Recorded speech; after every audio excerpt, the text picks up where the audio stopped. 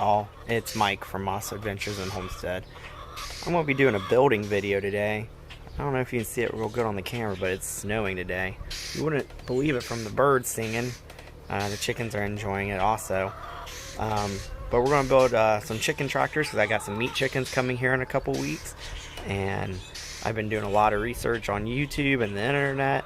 So I'm going to get into this video and go over the details with you guys here in a second. Alright, so now we're back in here at the kitchen.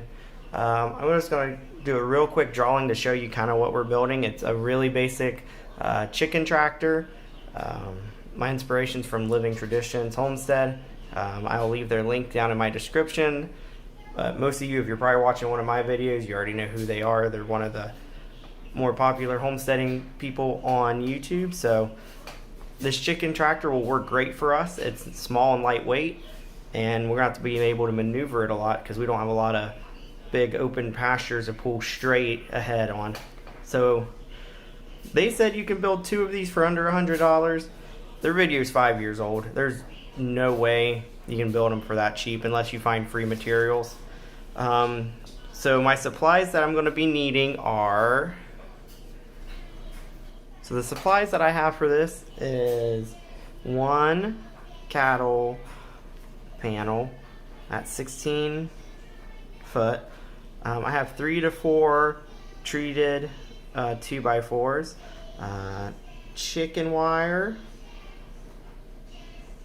zip ties. I am making some changes to the original plan. I'm going to actually use pipe or hose clamps to hold the doors together, and my design is also going to be a 4x8 one, which will give me square footage of 32 feet, which will be about 15 chickens. So our plan is we have 25 chickens coming for ourselves, and we're going to be helping out a friend with another 25. So we're going to have about 50 chickens all together. So if I take those in about half, you're looking at about 12 chickens. So we're definitely under the 15 chickens that they can fit. This will give them a little bit more room, and maybe hopefully they won't be as messy as they can be. So the basic design is just a rectangle, and then your cattle panel is going to go in between. They're going to overlap in the middle. You'll have your gates on the end, which I'm going to use hose clamps or pipe clamps, whatever you want to call them, to hold it on better. They use zip ties, which is probably what they had on hand. I want something that I can easily take off, because my thought is I'm going to have 4 of these all together, and they should be stackable, so when I'm not using them, they only take up a 4x8 space. So that's the plans. I'm sure we're going to have to make changes as we get into it, and then at the end of the video I'll do a cost breakdown just so you know exactly how much this will cost to build. So let's go out to the garage and get started. It would work outside, but it's snowing today. Alright, so I'm out here in my garage, and you might be saying to yourself, now Michael, this looks like a lot more supplies than what you said. It's true. I got supplies here also to extend our chicken coop because we are gonna have more birds in there that will be laying eggs, so I need a bigger chicken coop. I picked up a reused door and windows to add to it and some metal roofing. I also have supplies here for when I get my folding trailer from Harbor Freight, so I can put a floor decking on it and some sideboards. So I'll get my treated 2x4s, which of course are on the bottom, out, and my cattle panels outside, and I'll show you a cool way that I use to transport the cattle panel to make it easier, because it's hard to transport a 16-foot long piece of material. Alright, we're out here in the garage. I'm going to review the tools I have real quick. You see I got my 3 2x4s. Hopefully that's all I need. If not, I got a 4th one. I got a circle saw. Of course, my impact driver with a star bit in it. I got some fence staples to staple the cattle panel to the 2x4s. 3-inch screws. Tape measure. Hammer. Speed square. And then I got this new tool just for this project to help cut the cattle panels, and I'm sure there's tons of other projects I can use it for. So I'm going to get into it. Like I said, it's going to be 8 foot long, so 2 of these will not be cut, as you can see, and I will cut the other one down to 4 foot, and I'm going to end up screwing them together, and then I'll probably use my 4th board for angle pieces between all of them. So we'll see how far that 4th board will last, and then I can give you a cost estimate on how much it is to make one at the end of this video, and then my total overall price. So let's get into it.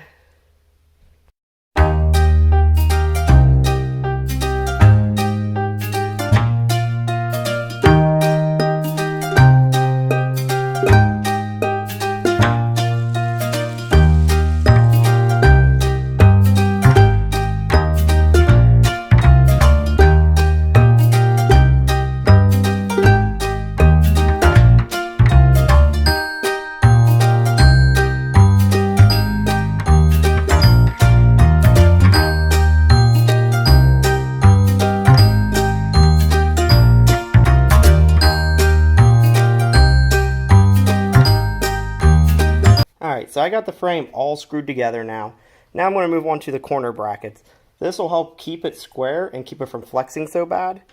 You don't want it to flex because then the screws and the joints are going to get weaker. So these are just going to be cut at 45-degree angles. Pretty much they're just going to be little triangles. I don't need super big brackets on this, as it's not going to see a lot of excessive force. I'm just going to be dragging it in a straight line for the most part, except for the turns every once in a while. So I'm going to hop into a time lapse and get these cut out of this 2x4, which should work on multiple tractors since I'm building more than one.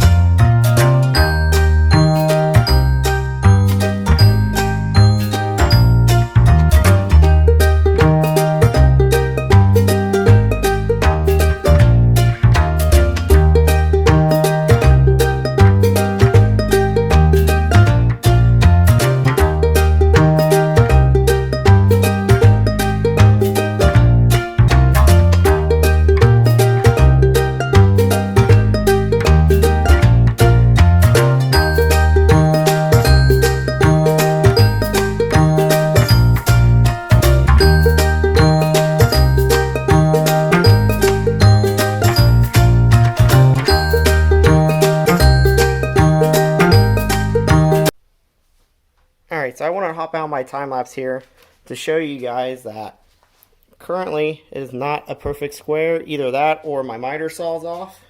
You can always check it with your speed square. Yeah, my speed square has a little bit of wiggle to it. So what I did is I set the frame up vertical, and I'm going to try to flex the frame into closing up that gap. Hopefully you guys can see that. You can see that the gap is closed. And then I will drive my screw in.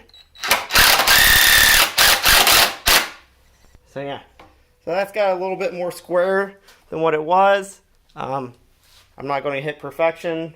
I let Lowe's pick out these boards and I did a pickup on them. So I know they're not going to be the best boards in the world. So we'll go back in our time lapse and finish the other 4 corners, and then we'll move on to the cattle panel.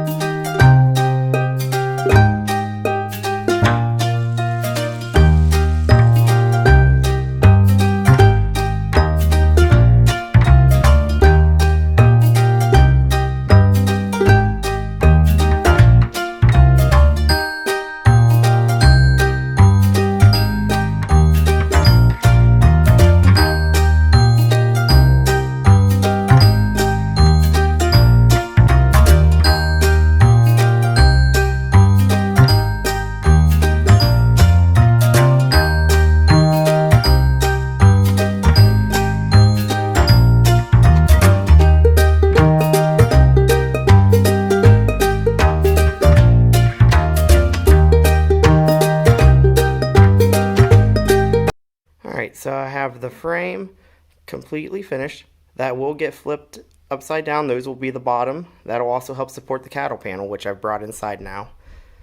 The best way I found to transport these is to actually zip tie them in half. So yeah, I am wasting a lot of zip ties with this. But instead of a 16-foot cattle panel, now it's only 8 foot. So I'll go through here. I gotta do some figuring and some math to figure out how big to cut these. And then I will get right back with you guys and we'll continue on with our video.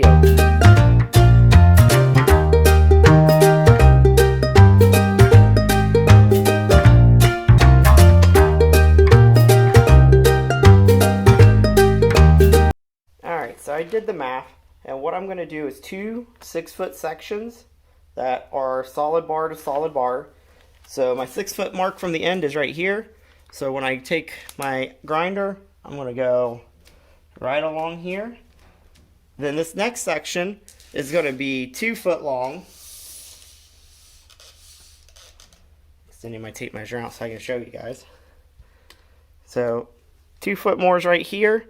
So it's going to have 2 full sections, and then the bottom side is going to be open, which won't really matter too much, as I'm going to have chicken wire on it, because predators and the chickens will be able to get out of this. So you coat the outside of this in chicken wire, and it makes a really good structure for it. It's nice and strong, and if they do break through the chicken wire, then you got another layer of deterrent there.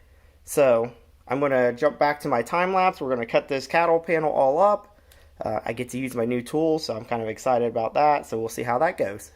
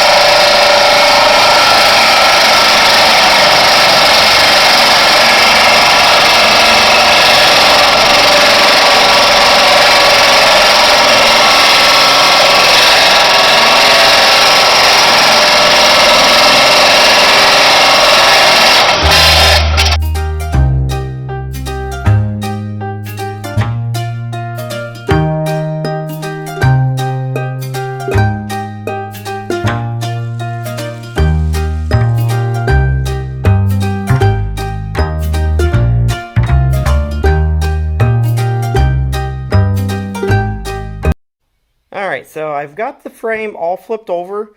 I got my cattle panel sitting there. So this panel does not have a bar along the end of it. I decided on the 2 end pieces to leave them with solid bars. Let's see how this goes. I mean, I'm going to be building 4 of these, so I'm going to see which one works the best. My only fear is those are not going to be strong enough, and they're going to really bend when I start hooping them over.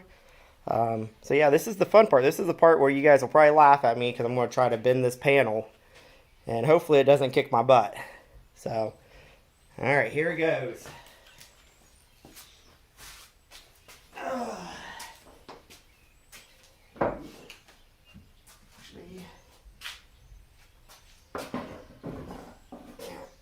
I gotta be careful, I got my kayaks above me.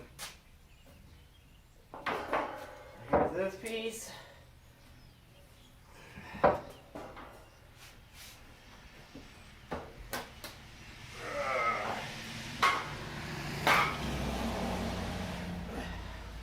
Almost got it.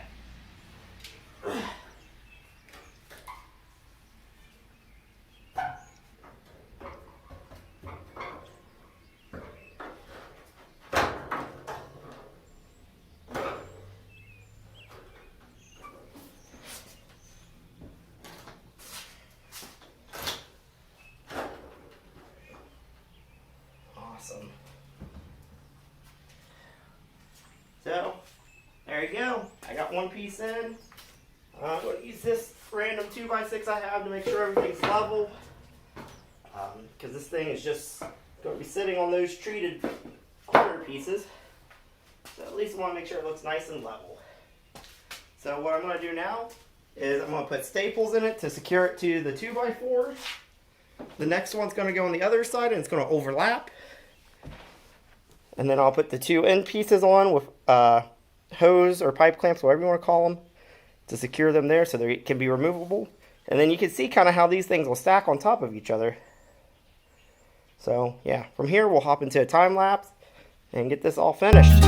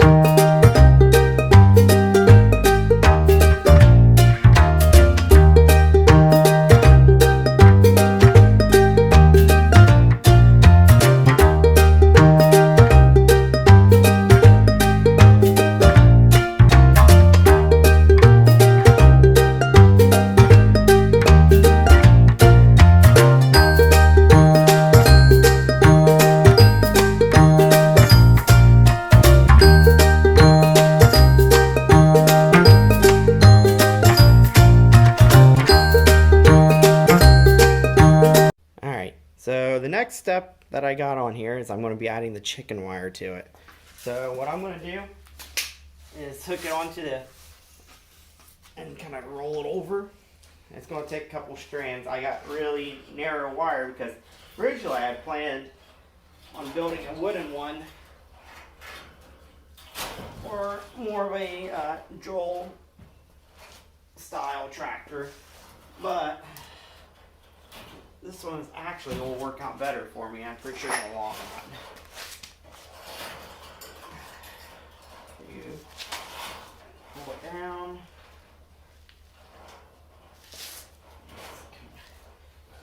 Wire where it needs to go. I'll start stapling it down. So I'm going to staple it to the wood, but I'm also going to zip tie it to the cattle panels to make sure it stays nice and strong.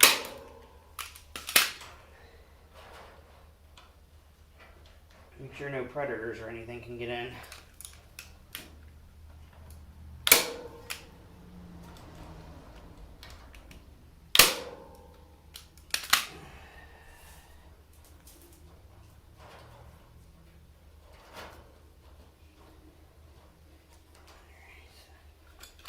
Gonna continue with these staples. Oops, I missed.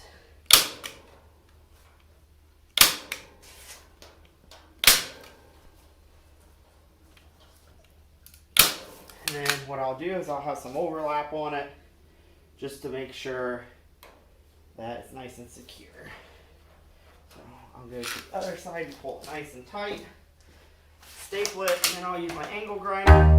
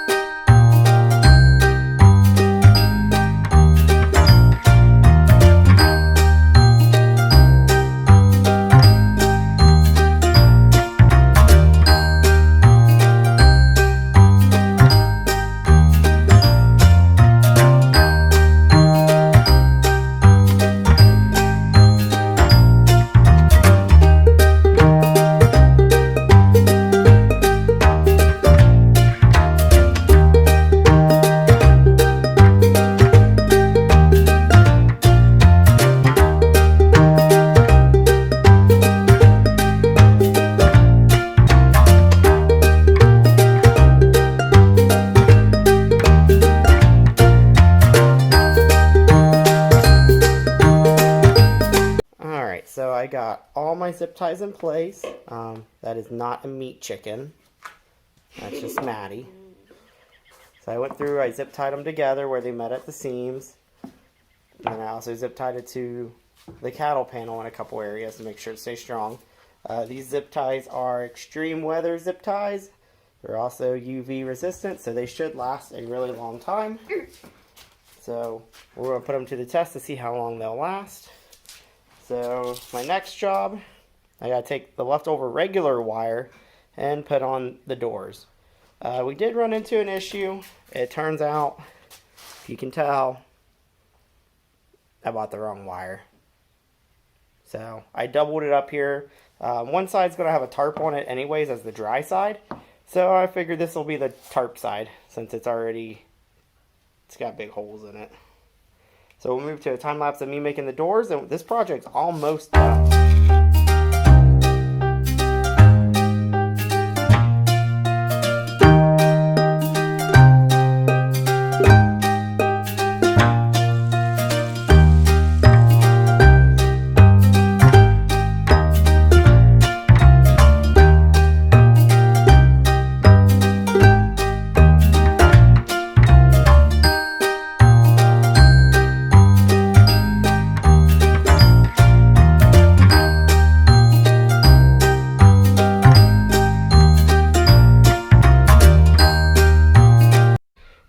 So I got the door finished on one side. I am running low on wire. I should have got the 25 foot instead of getting two cheaper small rolls. here's where I was using that hose clamp to help hold it in better. So they can't open it. What we'll do is we'll just take a screwdriver to open it, just make it more secure. And you can take it off so this stacks in wintertime or when we're not using it. So I gotta build the other door still and put a tarp on it. But I'm gonna say this project's pretty much done because I won't be able to go to the store today. So this video is actually going to get uploaded and filmed on the same day. So it's been a lot of work. So if you like these videos and you want to keep watching us on what we're doing and see our videos when they come out, make sure you like and subscribe. I like seeing comments on the video, even if they are negative. I like seeing comments. So, yep. Thanks for watching.